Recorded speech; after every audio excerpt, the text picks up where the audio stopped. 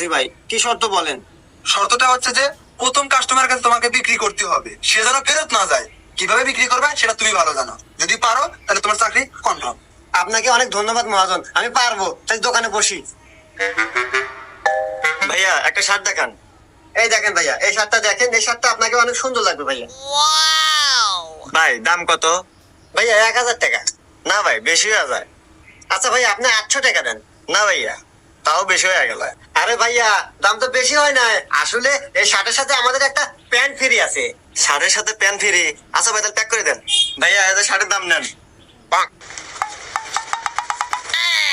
আরে ভাই, শার্টের দাম দিলেন, প্যান্টের দাম দিবেন না? আরে ভাই, প্যান্টের দাম দিব মানে? প্যান্ট আমাকে ফ্রি দিল। প্যান্ট ফ্রি দিছে মানে? ওই কি রে, ও কি কয়? लेकिन एक सेकंड